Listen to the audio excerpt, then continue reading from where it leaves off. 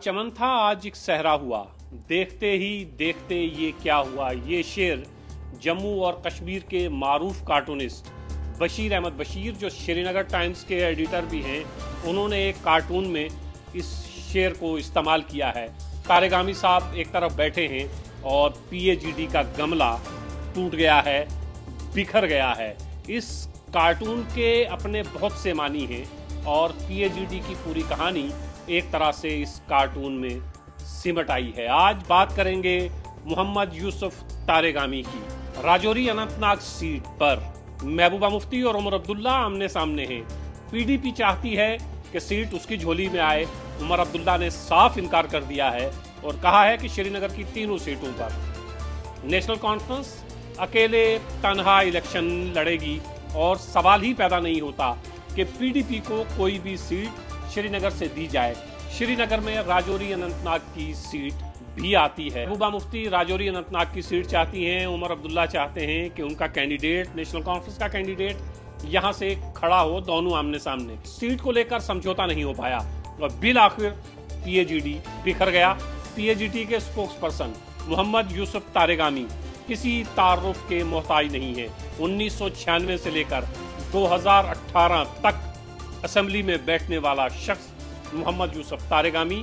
आप उनका कद, सियासी कद समझ ही सकते हैं कि 1996 से लेकर 2018 तक जम्मू कश्मीर में वो बैठते रहे हैं। बार 1996, दूसरी बार 2002, तीसरी बार 2008, चौथी बार 2014। 4 बार इलेक्शन लड़े, 4 बार जीते। कुलगाम कंस्टिट्यूएंसी से।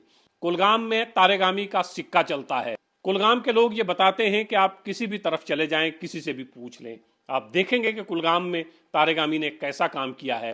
किसी शख्स से भी पूछ लें, उसकी जबान पर सिर्फ एक ही नाम आएगा और वो है मोहम्मद यूसुफ तारेगामी का। पूरी कोशिशें अब भी कर रहे हैं, जबकि अलायंस एक तरह से खत्म हो गया है। पीडीपी ने अपनी प्रेस कॉन्फ्रेंस की है। उमर अब्दुल्ला बार बार प्रेस कॉन्फ्रेंस में ये कहते हैं अलायंस मुमकिन नहीं है। अलायंस एक तरह से बिखर गया है। इसके बावजूद मोहम्मद यूसुफ तारेगामी ये चाहते हैं कि अलायंस हो। अभी फोन पर मेरी मोहम्मद यूसुफ तारेगामी साहब से बात हो रही थी। मैंने उनसे इस अलायंस के बारे में पूछा। उन्होंने कहा, तो क्या मैं कोशिशें करना बंद कर दूं? मेरी कोशिश तब तक जारी रहेगी जब तक कोई कैंडिडेट मैदान में नहीं उतरता है। मैं अपनी कोशिशें जारी रखूंगा और कोशिश करूंगा कि ये लोग एक कमरे में बैठें, चाय की प्याली लें और अपने इख्तलाफात पर खुलकर बात करें, लेकिन एक कमरे के अंदर, मीडिया पर नहीं, और अपने इख्तलाफात भुलाकर इस वक्त इकट्ठे होने की ज़रूरत है। मोहम्मद यूसुफ तारेगामी ने आगे एक और बात कही, बड़े लोगों की जिम्मेदारियां भी बड़ी होती हैं और बड़े लोगों को आज का नहीं कल का सोचना होता है। आप जानते हैं कि मोहम्मद यूसुफ तारेगामी सिर्फ सियासतदान नहीं है, दानिश्वर भी हैं।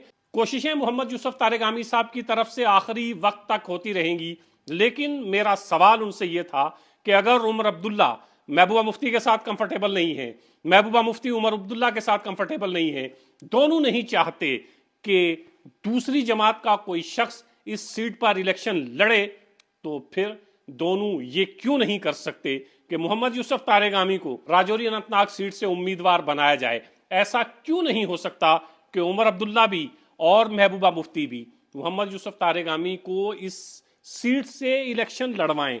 इस तरह यह होगा कि इनके इख्तलाफात, इनकी रंजिशें कुछ हद तक तो जरूर कम होंगी और मोहम्मद यूसुफ तारेगामी ऐसा चेहरा तो जरूर हैं कि जिनकी आवाज पार्लियामेंट में पहुंचनी चाहिए, जिनकी आवाज जब पार्लियामेंट में गूंजेगी तो हम सब देखेंगे कि एक ऐसा शख्स जिसका ताल्लुक कुलगाम से है, उसने जम्मू कश्मीर की नुमाइंदगी पार्लियामेंट में कैसे की है। मोहम्मद यूसुफ तारेगामी वेंटिलेटर पर पड़े हुए इस अलायंस को आगे चलाने की भरपूर कोशिश तो कर ही रहे हैं, लेकिन यह कोशिश यकतरफा है।